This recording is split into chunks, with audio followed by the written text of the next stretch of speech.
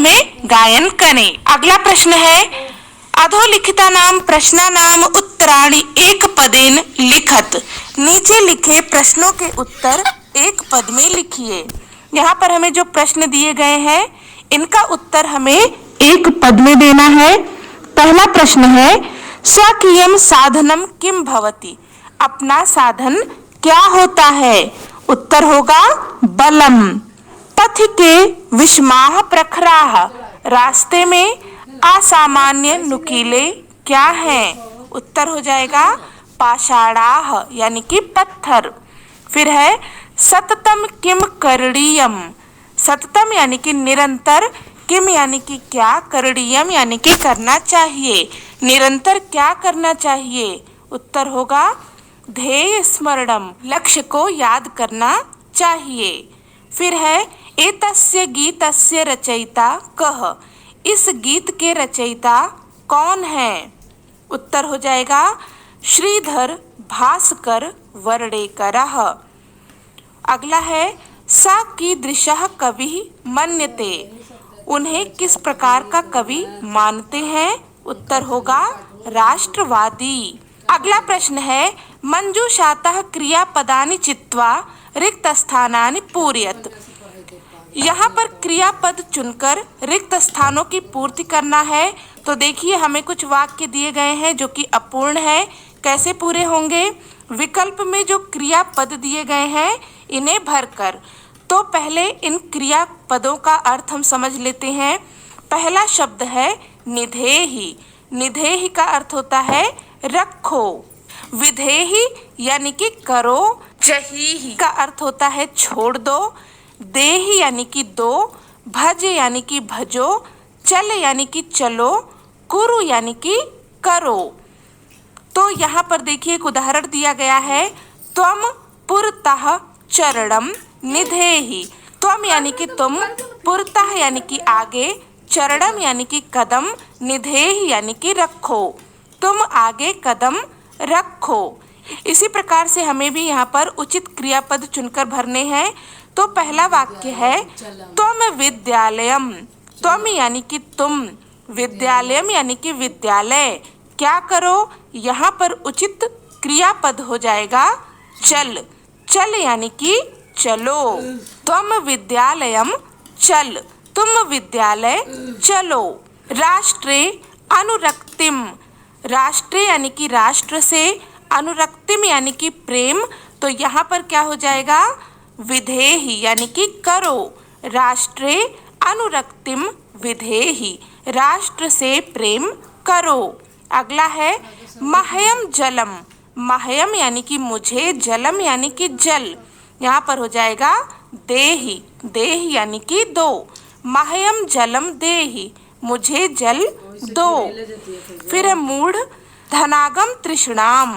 मूढ़ यानी कि मूर्ख, धनागम तृष्णाम यानी कि धन का लालच। तो क्या करो? यहाँ पर हो जाएगा जहीहि यानी कि छोड़ दो। मूर्ख, धन का लालच छोड़ दो। फिर है गोविंदम। तो यहाँ पर उचित क्रियापद हो जाएगा भज। भज गोविंदम यानी कि गोविंद को भजो। अगला है सततम ध्येय स्मरणम। सततम यानी कि निरंतर, ध्येय यानी कि लक्ष्य, स्मरणम यानी कि स्मरण या याद। तो यहाँ पर उचित क्रियापद हो जाएगा कुरु। कुरु यानी कि करो, अर्थात लक्ष्य को निरंतर स्मरण करो। अगला प्रश्न है उचित कथनानां समक्षम आम, अनुचित कथनानां समक्षम न इति लिखत। उचित कथन के सामने आम यानी कि हाँ और अनुचित कथन के सामने न यानी कि नहीं, ऐसा लिखें। तो यहाँ पर हमें कुछ कथन दिए गए हैं, इन्हें पढ़ना है। अगर ये कथन सही है तो हम लिखेंगे आम यानी कि हाँ, और गलत है तो लिखेंगे न यानी कि नहीं। जैसे कि यहाँ पर एक उदाहरण दिया गया है पुरतः चरणम निधेहि, आगे कदम रखो। तो ये वाक्य सही है, इसलिए यहाँ पर लिखा गया है आम। इसी प्रकार से यहाँ पर है निज निकेतनम गिर शिखरे अस्ति। अपना घर गिर शिखर यानी कि पर्वत की चोटी पर है।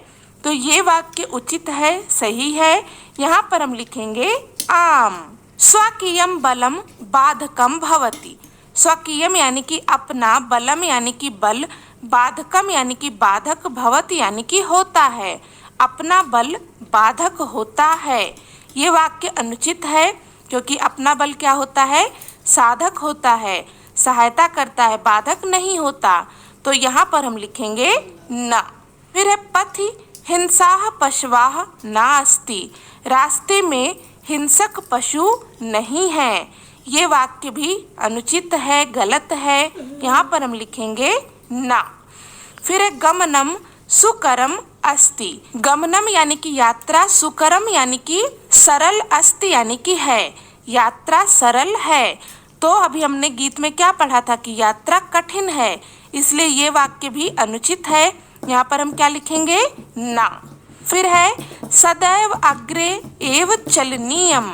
सदैव यानी कि हमेशा, अग्रे यानी कि आगे, एव यानी कि ही, चलनीयम यानी कि चलना चाहिए। हमेशा आगे ही चलना चाहिए। ये वाक्य क्या है? उचित है, सही है। तो यहाँ पर हम लिखेंगे आम। अगला है वाक्य रचनया अर्थ भेदम स्पष्टीकुरुत। यहाँ पर हमें कुछ शब्द दिए गए हैं। इन शब्दों का प्रयोग करते हुए हमें वाक्य बनाना है और इनके अर्थ को स्पष्ट करना है। जैसे कि पहला यहाँ पर है परितः पुरतः। तो सबसे पहले हम परितः से वाक्य बनाएंगे।